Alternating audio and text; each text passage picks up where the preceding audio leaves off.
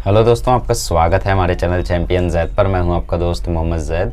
और दोस्तों, मुझे बताते हुए खुशी हुई थी कि मतलब अचानक से मेरा मुंबई आने का प्लान बना था, तो 21 अक्टूबर को मैं मुंबई पहुंच गया। और ये बताते हुए दुख भी हो रहा है कि मैं कोई वीडियो नहीं रिकॉर्ड कर सका। आज 24 अक्टूबर है, सॉरी आज 24 अक्टूबर है। और आज जाके मैं शायद 2-3 वीडियोज़ रिकॉर्ड कर लूँ। एक्चुअली हुआ ऐसा कि मैं 21 को पहुँचा था, सुबह ही पहुँच गया था 9 बजे, ठीक है। तो मैंने सोचा यार कुछ वीडियोज़ रिकॉर्ड कर लिए जाए, बट मम्मी ने बोला आज आया है। तो मेरे अंदर के शैतान ने भी बोला हाँ यार रेस्ट कर। तो मैंने रेस्ट किया पूरे दिन। अब मेरी बॉडी चली गई रेस्ट में, तो body at rest wants to be at rest. तो अगले दिन मेरा बर्थडे वाला दिन था, 22 अक्टूबर। तो उस दिन भी मैं कुछ नहीं बना पाया। एक्चुअली 22 अक्टूबर को संडे भी था, तो बाहर जाने का प्लान था बेसिकली, ठीक है। कुछ चीज़ें लेनी थी, ठीक है। तो उसकी वजह से 22 को वीडियो नहीं बना पाया, जबकि 22 को मैं बाहर भी नहीं गया। मतलब पापा ने बोला मंडे को चलते हैं, तो 22 को वीडियो नहीं बनाया, पर 23 को गया, इसलिए उस दिन भी वीडियो नहीं बना पाया। So today is 24। So as per our planner आज हम लोग पढ़ेंगे सॉल्यूशंस के थर्ड लेक्चर में osmosis, osmotic pressure, reverse osmosis और टाइप्स ऑफ सॉल्यूशन, ठीक है। तो सबसे पहले देखते हैं ऑस्मोसिस क्या होता है।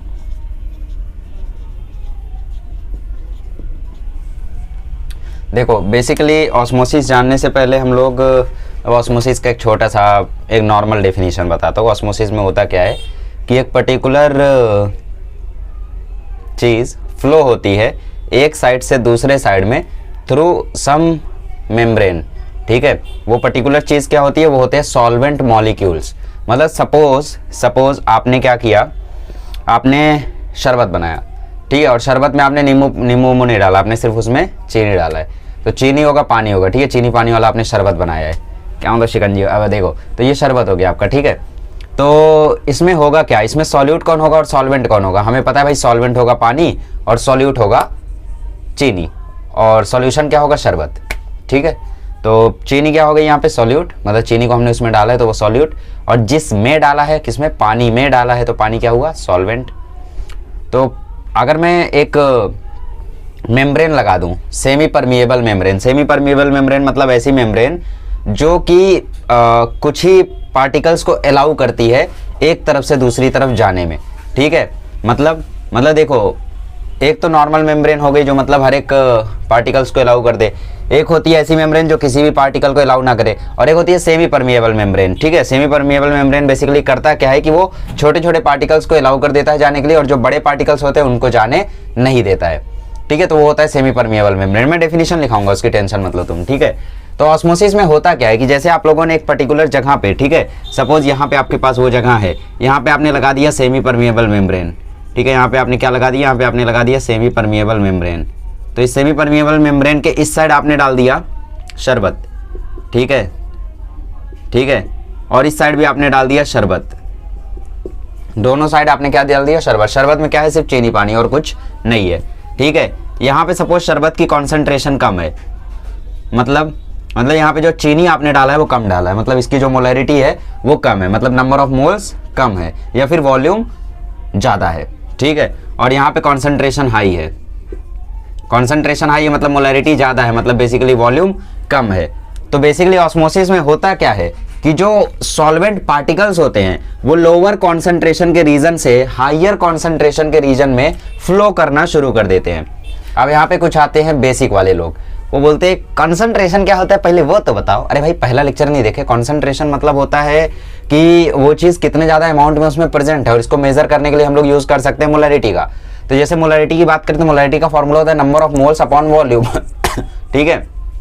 तो लो कॉन्सेंट्रेशन मतलब मोलैरिटी कम मतलब या तो वॉल्यूम ज़्यादा होगा या तो नंबर ऑफ मोल्स कम होंगे। तो अगर यहाँ पे कंसंट्रेशन कम है तो यहाँ पे पानी रुकना चाहेगा या यहाँ से आगे जाना चाहेगा। अब आप बोलोगे यहाँ पे कंसंट्रेशन कम है तो यहाँ पे रुकना चाहिए ना, यहाँ पे नहीं रुकेगा। लॉजिकली सोचो, मोलैरिटी का फॉर्मूला क्या होता है। हाँ सब कुछ फॉर्मली कराऊंगा, अभी थोड़ा सा हम लोग फील ले रहे हैं, समझ रहे हैं। हाँ अभी डेफिनेशन लिखाऊंगा सबकी। मोलैरिटी का फॉर्मूला होता है number of moles upon volume. अगर यहाँ पे कॉन्सेंट्रेशन कम है इसका मतलब यहाँ पे वॉल्यूम ज्यादा है और नंबर ऑफ मोल्स कम है। वॉल्यूम ज्यादा है इसका मतलब क्या है कि यहाँ पे जो पानी है वो ज्यादा है, ठीक है। लोग ऐसा समझते हैं कि यार चीजें तो हाई से लो पे जाती हैं, यहाँ पे ज्यादा पानी है यहाँ पे कम पानी है तो पानी तो इस तरफ आना चाहिए, यहाँ पे तो उल्टा हो रहा है, लो से हाई में जा रहा है। ये क्या है, ये कुछ और है। देखो हाई कॉन्सेंट्रेशन मतलब क्या? हाई कॉन्सेंट्रेशन मतलब नंबर ऑफ मोल्स या तो ज्यादा होंगे या तो वॉल्यूम कम होगा और मोलरिटी ज्यादा होगी, मतलब कॉन्सेंट्रेशन ज्यादा होगी। अब ये समझ रहे हो ना कि मैं कैसे बोल रहा हूँ वॉल्यूम कम होगा, क्योंकि जो चीज डिनोमिनेटर में होती है उसके घटने से ओवरऑल चीजें बढ़ती हैं, और जो चीज डिनोमिनेटर में होती है उसके बढ़ने से ओवरऑल चीजें घटती है। तो उल्टा होता है बेसिकली। तो अगर डिनोमिनेटर वाली चीज घट रही है तो ओवरऑल चीजें बढ़ेंगी, अगर डिनोमिनेटर वाली चीज बढ़ रही है तो ओवरऑल चीजें घटेंगी, और जो न्यूमरेटर में होता है वो तो डायरेक्टली प्रोपोर्शनल होता है, घटेंगी तो घटेंगी, बढ़ेंगी तो बढ़ेंगी। ठीक है, तो ऐसा सीन शॉर्ट है यहाँ पे। तो इससे हम लोगों को ये पता चला कि भाई यहाँ पे कॉन्सेंट्रेशन अगर कम है तो यहाँ पे वॉल्यूम ज्यादा होगा, यहाँ पे अगर कॉन्सेंट्रेशन ज्यादा है तो यहाँ पे वॉल्यूम कम होगा। तो ऑब्वियसली वॉल्यूम ज्यादा से कम की ओर फ्लो करेगा। पानी किस तरफ ज्यादा पसंद करेगा? पानी देखो जा कौन रहा है, यहां से यहां ट्रेवल कौन कर रहा है? यहां से यहां ट्रेवल कर रहे हैं सॉल्वेंट मॉलिक्यूल्स, सॉल्वेंट पार्टिकल्स। कौन है सॉल्वेंट मॉलिक्यूल्स? H2O। तो H2O कहां से कहां जा रहा है? ज्यादा वॉल्यूम से कम वॉल्यूम में जा रहा है, जो कि सही है। तुमने भी तो यही बोला कि भाई जहां पानी ज्यादा है, जहां पानी कम है, तो ज्यादा वाला कम की तरफ आना पसंद करेगा। तो वही तो यहाँ पे भी हो रहा है, जहां पानी ज्यादा है और जहां पानी कम है, ज्यादा से कम की तरफ जा रहा है, तो इसी को तो बोलते हैं ऑस्मोसिस। तो कॉन्सेंट्रेशन से कैसे समझे? Feel low. अभी भी कुछ लोग को समझ में नहीं आया पानी कहां से आ गया। देखो बेटा, मान लो यहाँ पे शरबत है, यहाँ भी शरबत है। इस शरबत की कॉन्सेंट्रेशन है C1 मोलर, इस शरबत की कॉन्सेंट्रेशन है C2 मोलर, और जो C2 है वो C1 से बड़ा है। हमने मान लिया कि जो C2 है वो C1 से बड़ा है, मतलब इस शरबत की कॉन्सेंट्रेशन ज्यादा है और इस शरबत की कॉन्सेंट्रेशन कम है। कॉन्सेंट्रेशन मतलब समझते हो ना बच्चे कि वो शरबत कितना ज्यादा मीठा होगा, ये कॉन्सेंट्रेशन हो गई। ठीक है, तो अगर C2 ज्यादा है इसका मतलब C2 ज्यादा मीठा होगा। अगर C2 ज्यादा मीठा है तो इसका मतलब या तो उसमें चीनी बहुत ज्यादा है या तो उसमें पानी बहुत कम है। मतलब तुम एक पार्टिकल चीनी का डालो और उसमें पानी बहुत कम रखो। ठीक है, एक पार्टिकल चीनी का डालो और पानी भी 3-4 बूंद डालो, और यहाँ पे आप एक गिलास पानी रखो, उसमें 6-7 ड्रॉप पार्टिकल जो है वो चीनी के डाल दो, तो कौन ज्यादा मीठा होगा? ऑब्वियसली ये ज्यादा मीठा होगा, क्योंकि इसमें एक ही पार्टिकल चीनी का भले है लेकिन पानी भी सिर्फ 3-4 बूंद है। लेकिन यहाँ पे 5-6 पार्टिकल भले है चीनी के लेकिन पानी एक गिलास है, कौन ज्यादा मीठा होगा? यही ना। तो इसका मतलब यहाँ पे पानी कम है और यहाँ पे पानी ज्यादा है, यहाँ पे चीनी कम है, यहाँ पे चीनी ज्यादा है। पानी किस तरफ जाना पसंद करेगा? ज्यादा से कम की तरफ ना। तो ऑब्वियसली C1 से C2 की तरफ फ्लो होगा। तो वही बात हो गई, लोअर कॉन्सेंट्रेशन से हायर कॉन्सेंट्रेशन की तरफ फ्लो होगा सॉल्वेंट पार्टिकल का। सॉल्वेंट पार्टिकल कौन? पानी। क्योंकि बात किसकी हो रही है? शरबत की। शरबत में कौन है? चीनी और पानी। ये आखिरी बार बताता हूं, ठीक है? आखिरी बार बताता हूं, देखो परफेक्ट एग्जाम्पल के साथ आखिरी बार देखो। ऑस्मोसिस का मतलब होता है flow of solvent particle from lower concentration to higher concentration side, ठीक है, through a semi permeable membrane. समझ में आ गया? अब सेमी परमिएबल मेम्ब्रेन एक ऐसी मेम्ब्रेन है जो कि कुछ पर्टिकुलर चीजों को ही फ्लो करना अलाउ करती है। मतलब इसमें से तुम चाहोगे चीनी निकल जाए, नहीं निकलेगी। तुम चाहोगे यहां से पानी निकल जाए, हाँ निकल जाएगा। पानी पास हो सकता है, चीनी पास नहीं हो सकता है। तो वो सेमी परमिएबल है। परमिएबल मतलब परमिसिंग, मतलब कितना ज्यादा वो परमिसिबल है, ठीक है, चीजों को कितना ज्यादा वो परमिट कर रहा है, कितना ज्यादा परमिशन दे रहा है, ऐसे समझ सकते हो। ठीक है, तो वो सेमी परमिएबल है, मतलब आधी परमिशन देगा। ठीक है, कुछ ही लोगों को परमिशन देगा, कुछ ही पर्टिकुलर चीजों को अलाउ करेगा। तो बेसिकली यहां से चीनी तो नहीं निकल सकता पर पानी निकल सकता है। तो अगर मैंने बोला C2 C1 से बड़ा है, इसका मतलब शरबत 2 की कॉन्सेंट्रेशन जो है वो शरबत 1 से ज्यादा है। इसका मतलब शरबत 2 ज्यादा मीठा है शरबत 1 के कंपैरिजन में। अगर शरबत 1 कम मीठा है तो इसकी वजह क्या है? हो सकता है इसमें तुमने एक गिलास चीनी डाला हो बट एक पतीला पानी रख दिया हो, तो एक पतीले पानी में एक गिलास चीनी उतना ज्यादा पता नहीं चलेगा।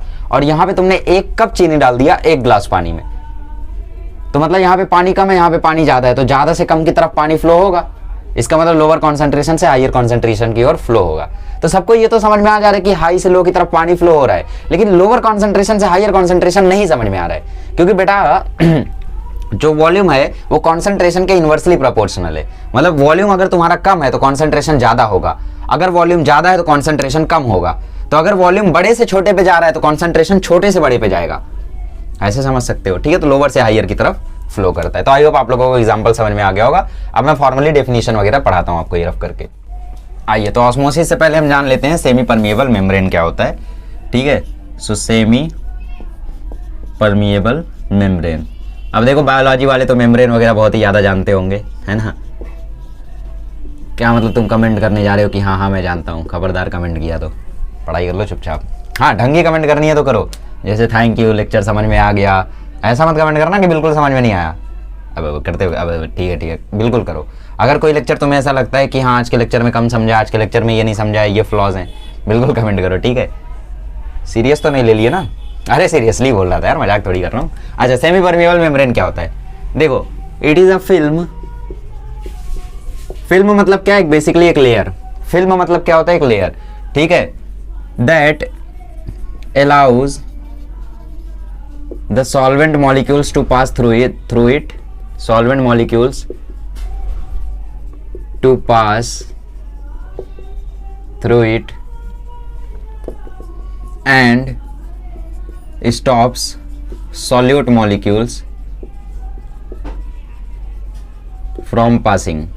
ठीक है, मतलब ये एक ऐसी लेयर है जो कि सॉल्वेंट मॉलिक्यूल्स को तो यहां से वहां जाने देती है, बट सॉल्यूट मॉलिक्यूल्स को यहां से वहां नहीं जाने देती है। इसको हम बोलते हैं सेमी परमिएबल मेम्ब्रेन। इसका बेस्ट एग्जांपल मैं ऐसे दे सकता हूं, जैसे आप लोगों ने आजकल एक यूट्यूब शॉर्ट्स में देखते होगे शॉर्ट्स, मुझे भी आदत है लेकिन अब नहीं देख पाता हूँ, हाँ एक टाइम पे देखता था, तो वहीं से एग्जांपल उठा रहा हूँ, हो सकता है आपने वो शॉर्ट देखा हो, ठीक है। उसमें होता क्या है, बहुत ही गंदा पानी लेते हैं उन लोग और उस गंदे पानी को वो लोग किसी फिल्टर में डालते हैं। उस फिल्टर में डालने के बाद क्या होता है कि पानी एकदम क्लियर होकर बाहर आता है। हाँ वो क्लीन तो नहीं होता है, ठीक है, क्लीन और क्लियर में फर्क होता है, बैक्टीरियाज तो उसमें फिर भी आ जाते होंगे, लेकिन वो क्लीन होता है। तो इसका मतलब बेसिकली वो लोग ऐसे मेम्ब्रेन से उसे पास करते हैं जिसमें वो जो पूरा कचरा है वो रुक जाता है और सिर्फ पानी अलाउ होता है पास होने के लिए, ठीक है। इसमें भी वही है, सेमी परमिएबल मेम्ब्रेन भी तो वही कर रहा है, सिर्फ पानी को पास होने के लिए अलाउ कर रहा है, चीनी को रोक दे रहा है, ठीक है। पानी को अलाउ कर रहा है लेकिन उसमें जो सॉल्यूट पार्टिकल्स है उनको नहीं पास होने दे रहा है। जैसे आपने नमक पानी बनाया तो पानी को पास कर देगा, नमक को रोक देगा, पानी को पास कर देगा, चीनी को रोक देगा, ऐसा। तो वो सेमी परमिएबल मेम्ब्रेन। तो बेसिकली वो शॉर्ट्स में भी वही दिखाते कि भाई कीचड़ रुक गया और साफ पानी नीचे आ गया, है ना। ओके अब देखते हैं ऑस्मोसिस। ऑस्मोसिस में क्या होता है,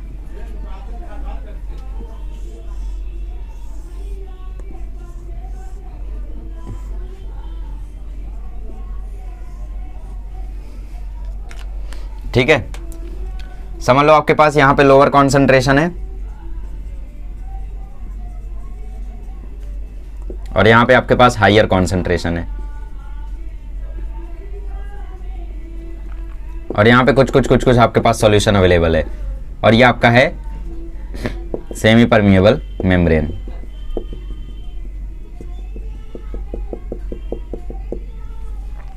ठीक है, तो अब इस सॉल्यूशन में से क्या होगा, जो सॉल्वेंट होगा, ठीक है, जो सॉल्वेंट होगा वो सॉल्वेंट क्या करेगा, इस जगह से इस जगह पे पास होगा, ठीक है। ये क्या है, ये नेट फ्लो ऑफ सॉल्वेंट, ठीक है। जो सॉल्वेंट होगा वो लोअर कॉन्सेंट्रेशन से हायर कॉन्सेंट्रेशन की ओर फ्लो करेगा, और क्यों करेगा ये मैं एक्सप्लेन कर चुका हूं पिछले 10 मिनट में, यही एक्सप्लेन कर रहा हूं, इसके अलावा मैंने कुछ नहीं किया है लाइफ में, है ना। यही तो एक्सप्लेन किया है बस तुम्हें पूरे सोल्यूशन में। क्या मतलब तुम्हें वो भी नहीं समझा, अब ऐसा कौन बोल रहा है, ऐसा नहीं बोलना है तुम्हें। तो लोअर कॉन्सेंट्रेशन से हायर कॉन्सेंट्रेशन की ओर जो सॉल्वेंट पार्टिकल है वो जब फ्लो होता है तो उस प्रोसेस को हम क्या बोलते हैं, ऑस्मोसिस। और हाँ, इस प्रोसेस की खास बात ये भी है कि इसमें सेमी परमिएबल मेम्ब्रेन होनी चाहिए, ठीक है। और इसमें सॉल्वेंट जो लोअर कॉन्सेंट्रेशन से हायर कॉन्सेंट्रेशन की ओर फ्लो होता है। तो ऑस्मोसिस क्या है, osmosis it is a phenomena in which solvent molecules flow from lower concentration side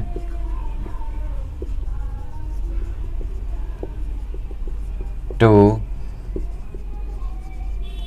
higher concentration side with respect to solute through a semi permeable membrane। इस process को क्या बोलते हैं, ऑस्मोसिस। ऑस्मोसिस एक ऐसा फिनोमेना है, एक ऐसा इवेंट है, एक ऐसा प्रोसेस है जिसमें सॉल्वेंट मॉलिक्यूल जो होते हैं वो लोअर कॉन्सेंट्रेशन से हायर कॉन्सेंट्रेशन साइड पे with respect to solute, with respect to solute मतलब सॉल्यूट के रिस्पेक्ट में इनकी जो कॉन्सेंट्रेशन है वो, ठीक है, सॉल्यूट के रिस्पेक्ट में जो इनकी कॉन्सेंट्रेशन है तो वो लोअर से हायर, ठीक है, lower to higher concentration side through a semi permeable membrane. Clear. तो इसको हम क्या बोलते हैं, इसको हम बोलते हैं ऑस्मोसिस। तो ऑस्मोसिस मतलब कुछ नहीं होता यार, सिंपल सी चीज है, लोअर से हायर में जब हमारा फ्लो होता है सॉल्वेंट का उसको हम बोलते हैं ऑस्मोसिस। खत्म। पिछले 15 मिनट से यही बोल रहा हूं, ये बोल रहा हूं ना मैं पिछले 15 मिनट से। इतना सिंपल है, हाँ इतना सिंपल है, बस फील देने की कोशिश कर रहा था, बट ठीक है। अब जानते हैं हम लोग ऑस्मोटिक प्रेशर। चलिए, तो अभी हम लोग जानते हैं क्या होता है ऑस्मोटिक प्रेशर। अगर आपको ऑस्मोसिस समझ में आ गया ना तो ऑस्मोटिक प्रेशर तो इतनी चिंदी चीज है कि भाई यूं ही समझ में आ जाएगा। क्या मतलब तुम्हें ऑस्मोसिस नहीं समझ में आया तो भी तुम्हें ये समझ में आ जाएगा, ठीक है।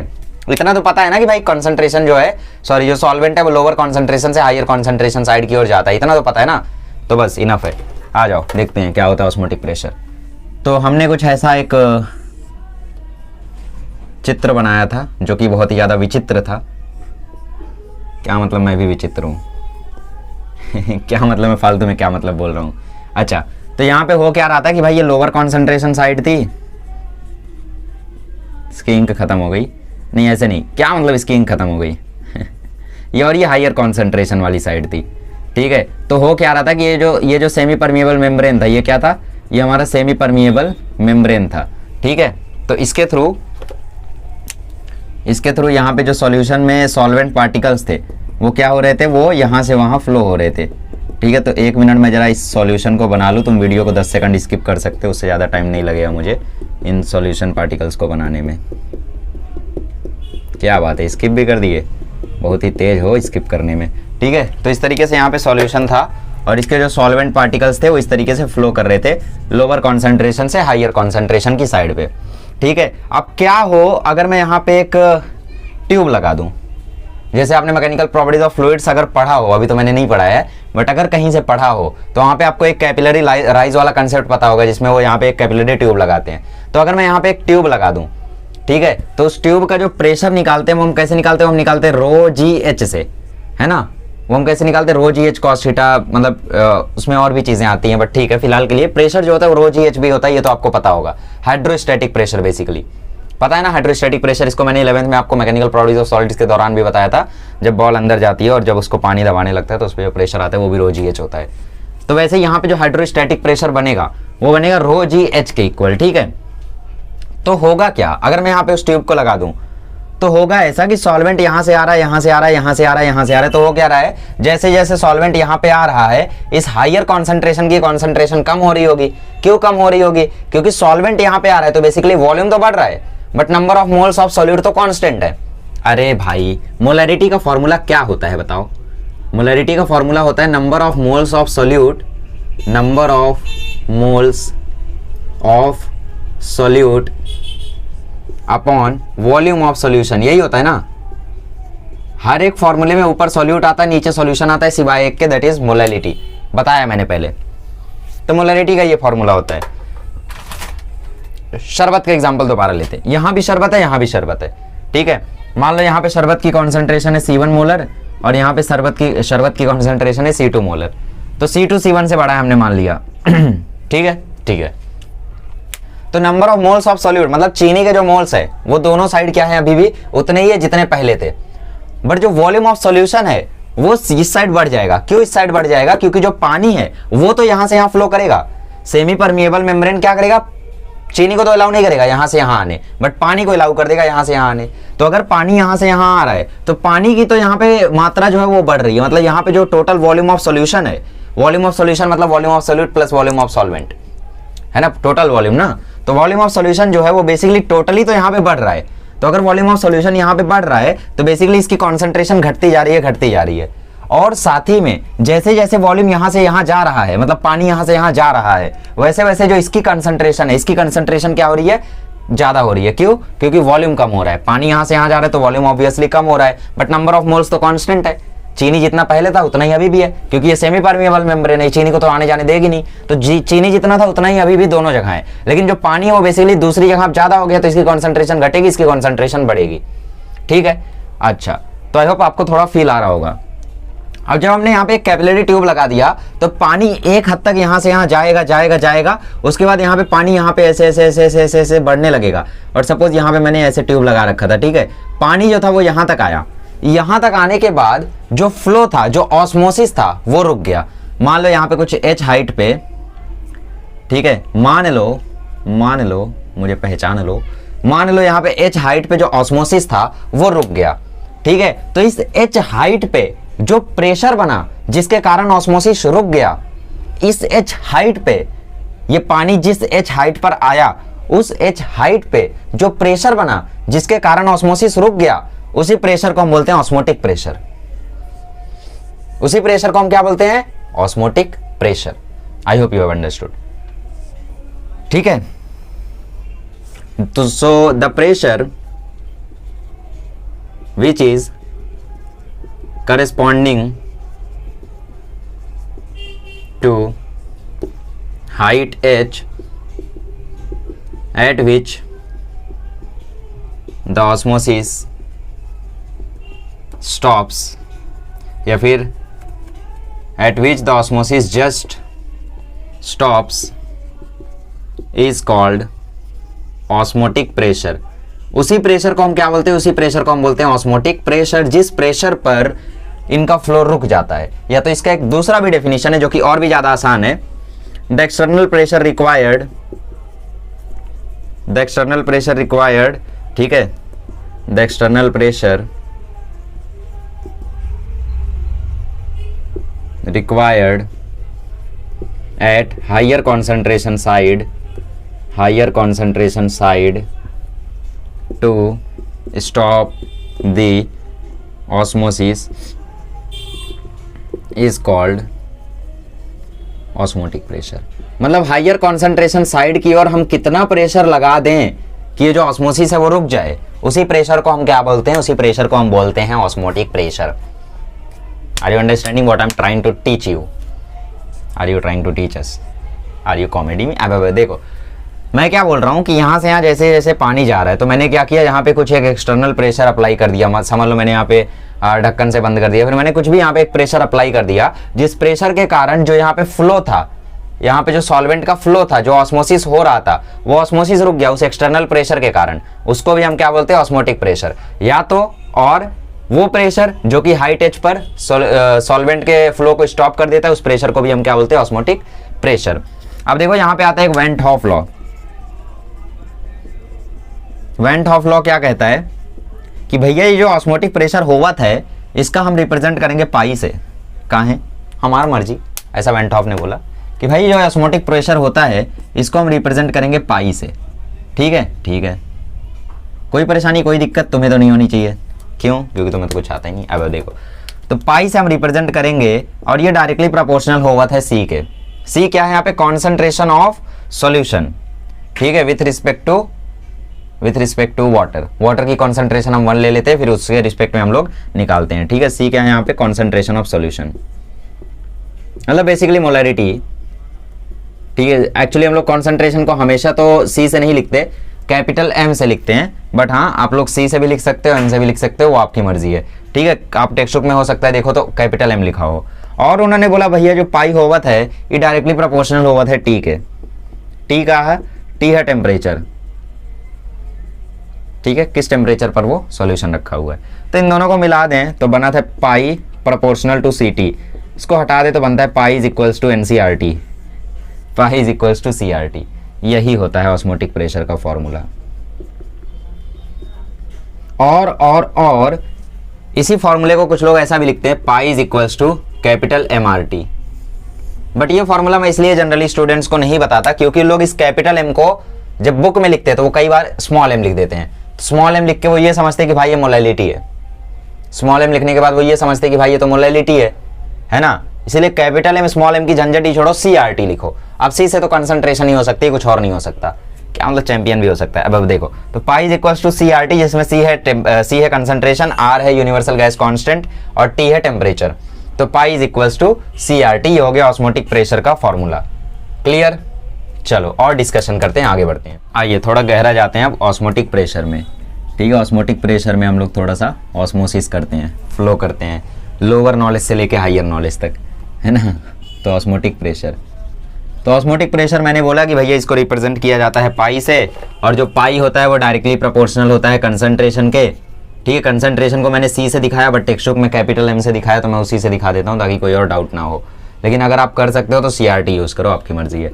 और पाई डायरेक्टली प्रोपोर्शनल होता है टी के, तो जो पाई हो गया वो डायरेक्टली प्रोपोर्शनल हो गया MT के, तो पाई इज इक्वल्स टू आ गया MRT।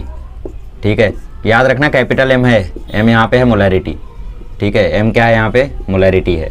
टी क्या है? टेम्परेचर है। आर क्या है? गैस कांस्टेंट है, जिसकी वैल्यू आपको 0.0821 लेनी है। ठीक है, टेम्परेचर है। ओके, आर की वैल्यू आपको ये लेनी है, गैस कांस्टेंट है। ओके, तो पाई हो गया आपका MRT। अच्छा, एक बात मुझे बताओ, मोलैरिटी का फॉर्मूला क्या होता है? मोलैरिटी का फॉर्मूला होता है number of moles of solute upon volume of solution into RT। जरा इस वी को यहाँ ले आओ, pi V is equals to N R T, ये तो P V is equals to N R T हो गया। तो इतना लंबा डेरिवेशन काहे को किया? P V is equals to N R T होता है तो obviously pi V is equals to N R T होगा। P V is equals to N R T होता है आइडियल गैसेस के लिए। ये तो गैस ही नहीं, ये तो सॉल्यूशन है, ये तो सॉल्यूशन है, ये तो गैस ही नहीं है पहली बात। तो pi V is equals to N R T इसीलिए इसमें होता है, ठीक है। तो आप ये भी यूज कर सकते हो, इसमें कोई गलत नहीं है। वो प्रेशर था गैसेस का, ये पाई जो है ये ऑस्मोटिक प्रेशर है, बाकी सब सेम है, ठीक है। Number of moles, universal gas constant, basically R जो है वो गैस कांस्टेंट तो है, लेकिन क्योंकि यहाँ पे हम सॉल्यूशन की बात करते हैं तो यहाँ पे आर को हम लोग गैस कांस्टेंट की तरह नहीं बुलाते, यहाँ पे हम आर को बुलाते हैं वेंट हॉफ कांस्टेंट के नाम से। हालांकि आपकी टेक्स्ट बुक में लिखा हुआ है गैस कांस्टेंट, लेकिन इसका जो रियल नेम है वो वेंट हॉफ कांस्टेंट है, ठीक है। क्योंकि आप यहाँ पे तो चर्चा ही नहीं हो रही है गैस वैस के बारे में, यहाँ पे तो सॉल्यूशन की चर्चा हो रही है, तो आप गैस कांस्टेंट बोलना चलो ठीक है अगर बोल दिए तो, लेकिन ऐसा लगता नहीं है ना भाई कि ये आना चाहिए, है ना। तो बेसिकली आर जो होता है वो वेंट ऑफ कांस्टेंट होता है, बट गैस कांस्टेंट लोग बोल देते हैं क्योंकि वैल्यू वही है। ओके, तो pi V is equals to N R T आप लोग इसमें भी यूज कर सकते हो। अच्छा, एक नोट लिख लो कि मान लो अभी दो साइड अलग अलग कंसंट्रेशन है, ठीक है, दो साइड अलग अलग कंसंट्रेशन है। मान लो यहाँ पे आप लोगों का ये लगा है सेमी परमिएबल मेम्ब्रेन, यहाँ पे कंसंट्रेशन है C1, यहाँ पे कंसंट्रेशन है C2, और जो C2 है वो C1 से बड़ा है, और आपसे मैंने बोला भैया पाई निकालो। कैसे निकालोगे? सब कुछ वही करोगे, बस C2 माइनस C1 RT करोगे। मतलब आप कंसंट्रेशन का डिफरेंस ले लोगे इस केस में। अगर कंसंट्रेशन अलग अलग है, एक जगह पे कुछ और है, दूसरी जगह कुछ और है, तो आप लोग उन कंसंट्रेशन का डिफरेंस ले लोगे और वो हो जाएगा आपका कैपिटल M, उसको मल्टीप्लाई कर दोगे RT से। खैर ऐसे केसेस आएंगे नहीं, बस ऐसे ही मतलब कहीं पे काम आ जाए तो उसके लिए दिया हुआ है, ठीक है। एक और नोट लिख लो कि जो सेमी परमिएबल मेम्ब्रेन होता है, SPM जो होता है, ये मतलब एक नेचुरल भी हो सकता है,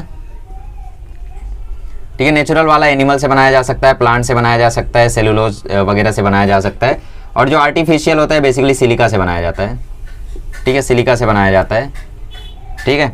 सिलिकॉन हो गया या फिर सिलिकेट्स हो गए, आयरन के, निकल के, इनसे बनाया जा सकता है, ठीक है। सिलिकेट्स हो गए आयरन के, निकल के, इनसे बनाया जा सकता है। और बाकी जो नेचुरल वाला होता है वो तो प्लांट एनिमल की जो खाल होती है उससे बेसिकली बनाया जाता है। फिर प्लांट के मेम्ब्रेन वगैरह ले लिए जाते हैं यहाँ पे, ठीक है, उससे भी ये बनाया जाता है।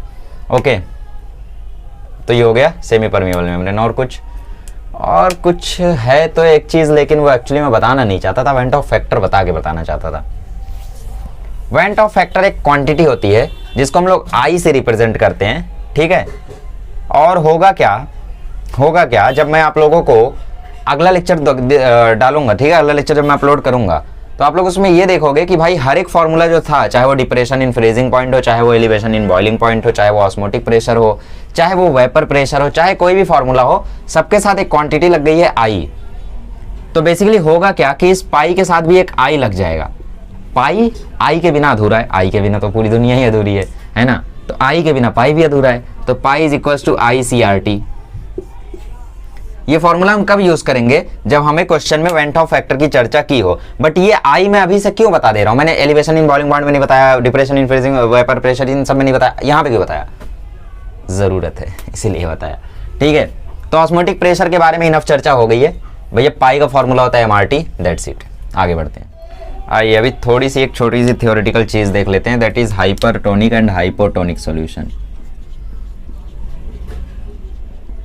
हाइपरटोनिक सॉल्यूशन क्या होता है और हाइपोटोनिक सॉल्यूशन क्या होता है वो जान लेते हैं। हाइपर नाम से ही समझ में आ रहा है कि यहाँ पे कोई चीज़ हाइपर होगी, और हाइपो नाम से ही समझ में आ रहा है कि यहाँ पे कोई चीज़ हाइपो होगी। मतलब हाइपर मतलब यहाँ पे कोई चीज़ ज़्यादा होगी और यहाँ पे कोई चीज़ कम होगी, ठीक है।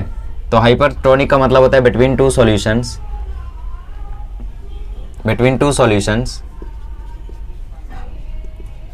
टू सॉल्यूशन मिक्सचर, या फिर between two solution the solution having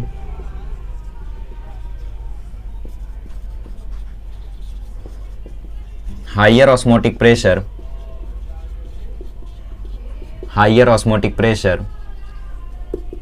is called hypertonic,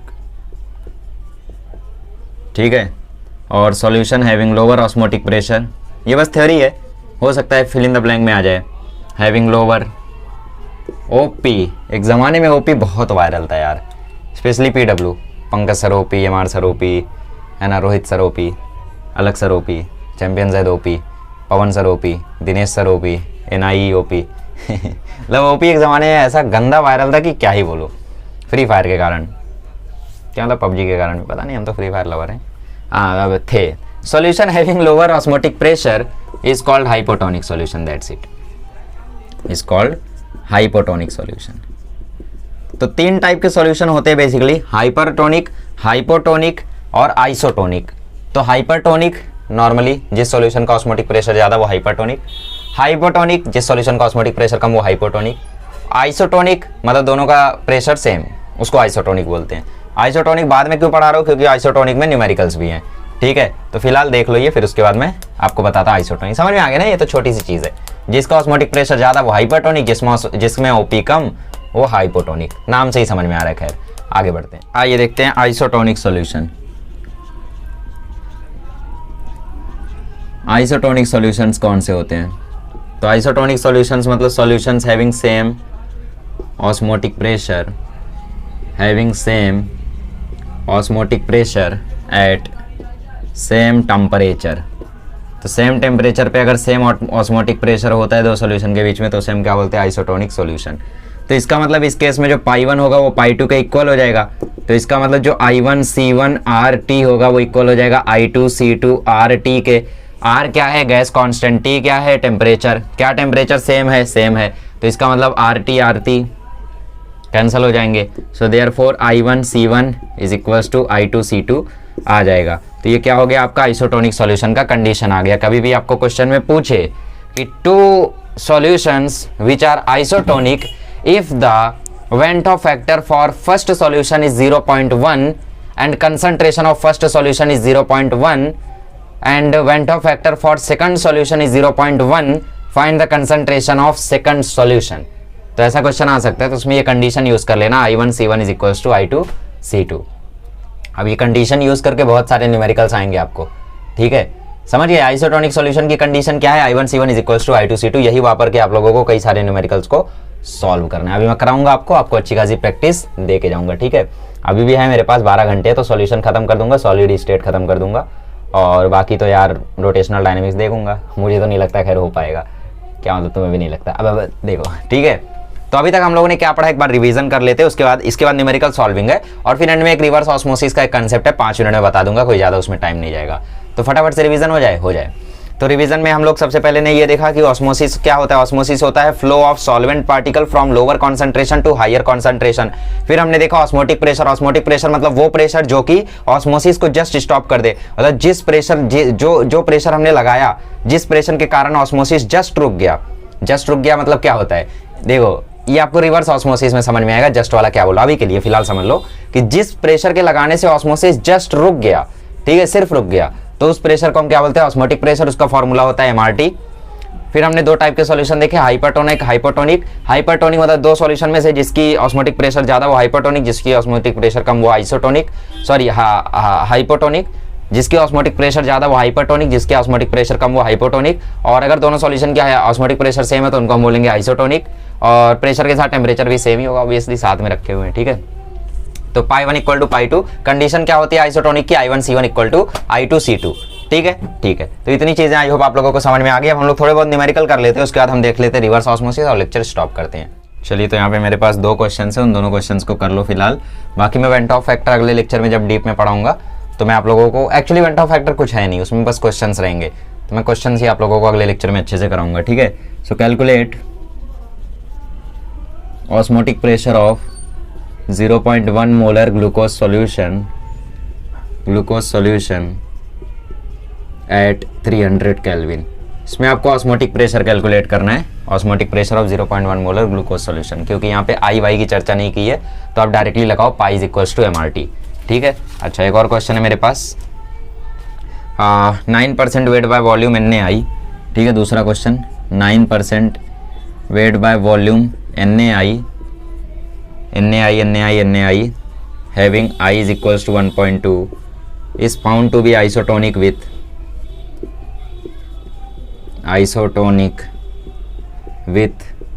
0.4 molar K2SO4, ठीक है। Calculate I for K2SO4। ठीक है, ये 2 क्वेश्चंस हैं, 2 क्वेश्चंस खटाखट निपटा दो, इसके बाद हम लोग रिवर्स ऑस्मोसिस देख के छुट्टी लेते हैं। क्लियर? तो पहले क्वेश्चन में क्या बोला, ऑस्मोटिक प्रेशर ऑफ 0.1 मोलर, मतलब आपको कैपिटल एम यहाँ पे दे दिया 0.1 मोलर, आर की वैल्यू आपको पता ही है, दी रहे या ना रहे, ठीक है, और टेम्परेचर भी दे दिया आपको 300 केल्विन। तो ये आंसर तो आ जाना चाहिए था, pi is equals to M R T. M कितना है 0.1, आर कितना है 0.082 और टी कितना है 300। एक बात याद रखना, 300 इंटू 0.0821 जो होता है इसकी वैल्यू होती है 24.63 और 24.63 को 0.1 से मल्टीप्लाई करोगे तो इसकी वैल्यू आ जाएगी 2.463 और क्योंकि ये प्रेशर है, ठीक है, तो इसकी यूनिट ऑब्वियसली एटीएम होगी। ठीक है, अच्छा, तो आई होप आप लोगों को ये समझ में आ गया होगा। याद रखना 300 इंटू 0.0821 की वैल्यू जो होती है वो 24.63 होती है। Clear clear clear. अब देखो इस क्वेश्चन में बोला है 9% वेट बाय वॉल्यूम, तो मुझे पता है ये क्वेश्चन आपसे नहीं हुआ होगा। देखो मैंने क्या बोला था, वेट बाय वॉल्यूम कभी भी बोला हो तो इसका मतलब क्या होता है, weight of solute upon volume of solution, यही होता है ना इसका मतलब। यस, इसका मतलब तो यही होता है। तो यहाँ पे परसेंट में दिया हुआ है, तो कभी भी अगर चीजें परसेंट में दी हो ना तो डिनोमिनेटर को 100 अज्यूम कर लेने का। ये मैंने पहले लेक्चर में बताया था आपको, शायद बताया था।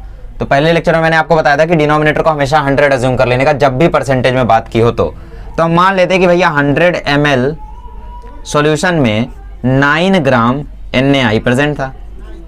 ठीक है, तो बेसिकली NaI कितना हुआ, 9 ग्राम।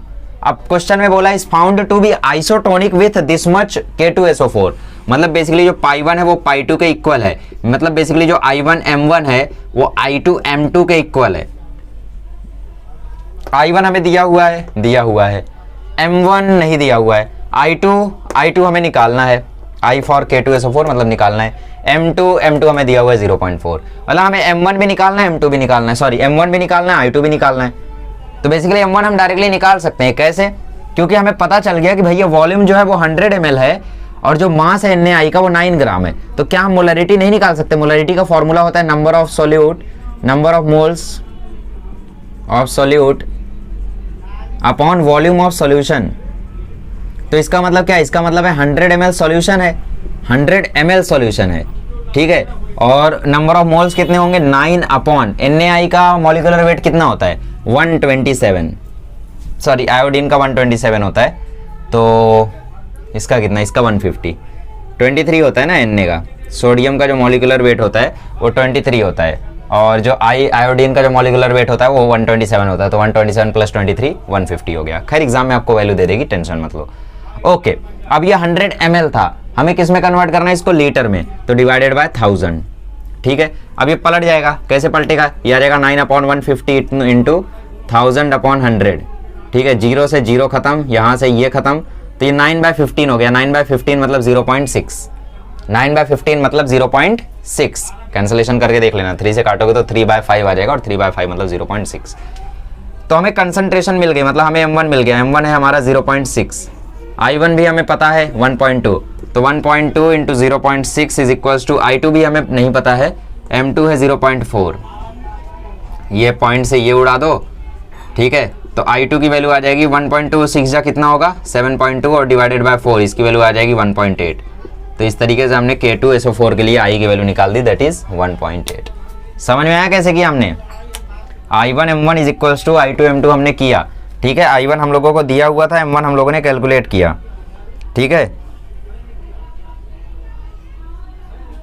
तो इतनी कैलकुलेशन के बाद क्या हुआ कि I2 और M2, ठीक है, M2 भी हमें दिया हुआ था, तो हमें I2 और M1 में डाउट था, तो इस तरीके से हम लोगों ने कैलकुलेट किया। ठीक है, so just check it out, calculation आप लोग देख लो, नॉर्मल है।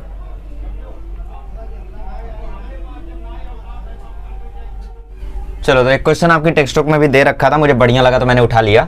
क्या मतलब टेक्स्ट बुक में भी बढ़िया क्वेश्चन हैं, आप तो फोकट बना के लाते हो। देखो इसमें क्या बोला है कि what is the molar mass of solute if a solution is prepared by dissolving 0.822 gram solute in 300 milli decimetre cube. Decimetre cube का मतलब होता है लीटर, तो ये बेसिकली लिखा हुआ है 300 ml। तो बेसिकली हमें वॉल्यूम मिल गया 300 ml, हमें मास ऑफ सॉल्यूट मिल गया 0.822 ग्राम, 0.82 ग्राम। ठीक है, having osmotic pressure 149 mm Hg। तो ऑस्मोटिक प्रेशर भी हमें मिल गया 149 mmHg। तो mmHg को अगर हमें एटीएम में कन्वर्ट करना है तो हमें डिवाइड करना पड़ता है 760 से, शायद आपको पता हो, नहीं पता था तो कोई बात नहीं, 760 से डिवाइड करते हैं जब भी हमें प्रेशर को mmHg से एटीएम में कन्वर्ट करना हो, और डिवाइड करके वैल्यू आती है 0.196। ठीक है, मैं बेसिकली वैल्यू देख रहा था, तो ये हो गया आपका ऑस्मोटिक प्रेशर। टेम्परेचर आपको डायरेक्टली दे रखा है 298 केल्विन, केल्विन में ही लेना है, डिग्री विग्री में नहीं खेलना है यहाँ पे, क्योंकि ये डिफरेंस नहीं है टेम्परेचर का, ये एब्सोल्यूट टेम्परेचर है। वॉल्यूम भी लीटर में होना चाहिए, तो ये हो गया 0.3 लीटर। अब हमें निकालना है molar mass of solute. Formula लगाते हैं, pi is equals to capital MRT। तो पाई है आपका 0.196, कैपिटल M को मैं लिख सकता हूं number of moles of solute upon volume of solution into R into T। तो ये हो गया 0.196। Number of moles of solute को मैं लिख सकता हूं मास of solute upon molar mass of solute, ये लिख सकता हूँ, बिल्कुल लिख सकता हूँ, मेरी मर्जी। और वॉल्यूम मुझे पता ही है कितना है 0.3, आर की वैल्यू मुझे पता ही है 0.82, टेम्परेचर पता है टेम्परेचर पता है 298। ठीक है, ठीक है, 0.3 को छोड़ दो, यहाँ मल्टीप्लाई कर दो चाहिए तो ये हो गया 0.196 इंटू 0.3। मास ऑफ सॉल्यूट है 0.822, मोलर मास ऑफ सॉल्यूट ही हमें निकालना है इंटू 0.82 इंटू 298। ठीक है, तो इधर उधर इधर उधर इधर उधर इधर उधर कर करके पूरा कैलकुलेट जब कर लोगे लॉग ऑग लेके, वैसे भी आपके पास तो ब्रह्मास्त्र है, लॉग से अच्छी तो कोई कैलकुलेशन कर ही नहीं सकता है। हम तो लॉग से करते हैं, शकुंतला देवी थोड़ी हम जो नॉर्मली करेंगे, लॉग से करते हैं। तो बेसिकली ये यहाँ से हट गया, ये यहाँ से हट गया। ठीक है, अप्रॉक्स कैलकुलेशन कर देता हूँ, वरना लॉग तो जिंदाबाद है ही। ये 196 4 जा रहा है, अप्रॉक्स कैलकुलेशन है, कोई नहीं बोलेगा कि मैंने ज़बरदस्ती काटा है। ये यहाँ पे आया 8.2 हुआ, ये भी अप्रॉक्स कैलकुलेशन है, 3 हुआ, तो m की वैल्यू आ जाएगी 4 3 12। ओ भाई साहब ज़्यादा ही आ रहा है यार, 12 इंटू 298, इतना ज़्यादा मोलर मास, 342, क्या बात है, 342 ग्राम पर मोल। ठीक है, तो ये हो गया आपका मोलर मास। आई होप आप लोगों को समझ में आया होगा, कुछ गड़बड़ी तो नहीं किया मैंने।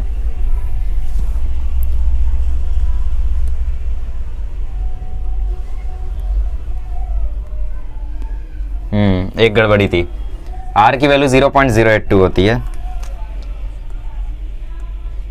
तो ये 0.3 आया था। हाँ, आप कर लो। ठीक है, तो इस तरीके से ये सॉल्व हो गया। आगे बढ़ते हैं, लास्ट कंसेप्ट देख लेते हैं, दैट इज रिवर्स ऑस्मोसिस। चलिए अभी हम लोग देखते हैं रिवर्स ऑस्मोसिस। रिवर्स ऑस्मोसिस मतलब वही ऑस्मोसिस का उल्टा। ऑस्मोसिस में क्या होता था कि जो सॉल्वेंट है वो लोअर कॉन्सेंट्रेशन से हायर कॉन्सेंट्रेशन जाता था। इसमें क्या होगा, इसमें जो सॉल्वेंट होगा वो हायर कॉन्सेंट्रेशन से लोअर कॉन्सेंट्रेशन साइड आएगा। बट क्यों आएगा, वही तो जानना है हमें। देखो, मान लो आपके पास यहाँ पे वही सेम सेटअप है, ठीक है, वही सेम सेटअप है। ये आपका सेमी परमिएबल मेम्ब्रेन है, ये आपका सेमी परमिएबल मेम्ब्रेन है, और आपने क्या किया, यहाँ पे कुछ एक्सटर्नल प्रेशर लगाया। यहाँ पे आपने क्या किया, कुछ एक्सटर्नल प्रेशर लगाया, और यहाँ पे आपके पास सॉल्यूशन अवेलेबल है। ठीक है, कुछ कुछ कुछ कुछ कुछ कुछ कुछ कुछ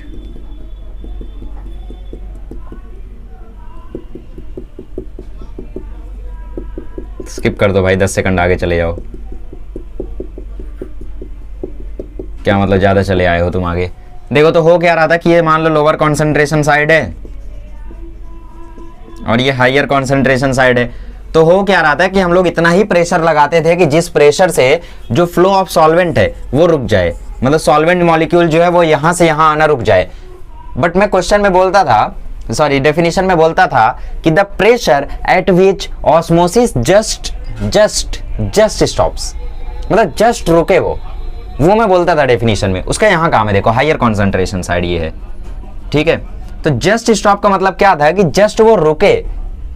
तो और क्या हो सकता है, और ये हो सकता है कि अगर मैं ज्यादा प्रेशर अप्लाई कर दूं तो सॉल्वेंट यहां से यहां आने की जगह यहां से यहां जाने लगेगा, यहां से यहां जाने लगेगा। तो बेसिकली ये डायरेक्शन उल्टा हो जाएगा। तो ये यहां से यहां आने की जगह यहां से यहां आने लगेगा।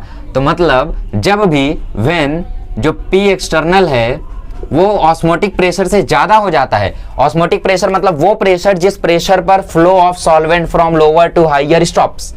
लोअर से हायर में सॉल्वेंट का फ्लो जिस प्रेशर पर रुक जाता है उसको हम बोलते हैं ऑस्मोटिक प्रेशर। तो उससे ज्यादा प्रेशर लगा दोगे तो क्या हो जाएगा, रिवर्स ऑस्मोसिस हो जाएगा, मतलब यहां से यहां आना शुरू हो जाएंगे। क्लियर? मतलब बेसिकली हो क्या रहा था कि भाई लोअर कॉन्सेंट्रेशन से हायर कॉन्सेंट्रेशन पे आराम से सॉल्वेंट जा रहा था। अब क्या हुआ कि मैंने यहाँ पे इतना प्रेशर लगा दिया कि किसी ने सोची नहीं थी, तो ये क्या हुआ, अदर साइड फ्लो होने लगा, रिवर्स फ्लो होने लगा, मतलब हायर से लोअर की तरफ आने लगा। ठीक है, और प्रेशर लगा के हम ये कर सकते हैं, मतलब भले तुम्हारा वॉल्यूम कम है और यहाँ पे वॉल्यूम ज्यादा है, लेकिन अगर मैं यहाँ प्रेशर लगाऊंगा तो पानी यहाँ से यहाँ ही जाएगा। मतलब यहाँ पे ज्यादा पानी था, यहाँ पे कम पानी था, लेकिन फिर भी मैंने यहाँ पे अगर प्रेशर लगाया तो यहाँ से यहाँ ही जाएगा पानी, है ना। तो बेसिकली यहाँ पे अगर प्रेशर लगाऊंगा तो पानी यहीं से यहीं जाएगा। तो इसको हम बोलते हैं reverse osmosis. When this happens therefore reverse osmosis happens. ठीक है, अब इसका एप्लीकेशन देखना, क्या इस एप्लीकेशन है इसका। सो डेफिनेशन लिख लो, the flow of solvent particles from ये solvent molecules from higher concentration side to lower concentration side is called, that is opposite to osmosis. Opposite to osmosis is called reverse osmosis. इसको हम क्या बोलते हैं, इसको हम बोलते हैं रिवर्स ऑस्मोसिस। ठीक है, it is mainly used in desalination of water. अब देखो डीसैलिनेशन ऑफ वाटर क्या होता है।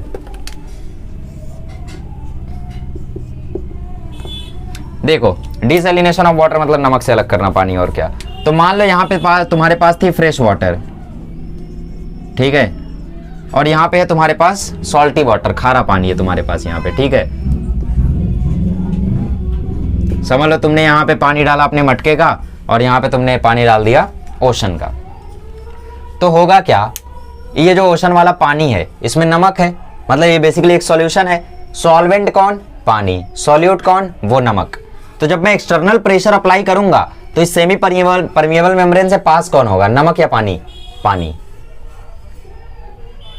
तो नमक यहीं रह जाएगा, पानी यहां से यहां चला आएगा। तो रिवर्स ऑस्मोसिस का इस केस में। अब आप लोग बोलोगे कि भाई ये तो ऑस्मोसिस से भी किया जा सकता है। हाँ, लेकिन उसके लिए इसकी हायर कॉन्सेंट्रेशन होनी चाहिए, और फ्रेश वाटर की कॉन्सेंट्रेशन कैसे हाई हो सकती है, तुम बताओ। फ्रेश वाटर मतलब सिर्फ वाटर, वहां पे कुछ है ही नहीं। तो अगर वहां पे कुछ है ही नहीं तो कॉन्सेंट्रेशन ही कैसे होगी, हायर की तो बात ही छोड़ दो। कॉन्सेंट्रेशन ही होने के लिए वहां पे कुछ ना कुछ सॉल्यूट होना चाहिए। तो ये तो फ्रेश वाटर, यहाँ पे कुछ है ही नहीं तो कॉन्सेंट्रेशन ही नहीं होगी, पहली बात। हायर वायर तो बाद में देखेंगे। तो बेसिकली यहाँ सैलिन वाटर की कॉन्सेंट्रेशन हमेशा हायर होती है, इसीलिए सैलिन वाटर के डीसैलिनेशन के लिए, नमक से जुदा करने के लिए हम लोग यूज करते हैं रिवर्स ऑस्मोसिस का। तो यहाँ पे हम जब प्रेशर अप्लाई करेंगे तो ये सॉल्टी वाटर में से वाटर वहां चला जाएगा, सॉल्टी यहाँ रह जाएगा, मतलब सॉल्ट यहाँ रह जाएगा। ठीक है, तो ये हो गया आप लोगों का रिवर्स ऑस्मोसिस। अब अगले लेक्चर में मिलेंगे तो हम लोग डिस्कस करेंगे अबाउट, क्या मतलब मेरा पुराना इंट्रो याद आ गया। हाँ, तो नेक्स्ट लेक्चर में मिलेंगे तो हम लोग डिस्कस करेंगे about went of factor and solubility. Solubility में एक केस आता है हेनरी लॉ डिस्कस करेंगे, और उसके बाद हमारा सॉल्यूशन चैप्टर खत्म हो जाएगा। चलिए मिलते हैं अगले लेक्चर में। Thank you so much.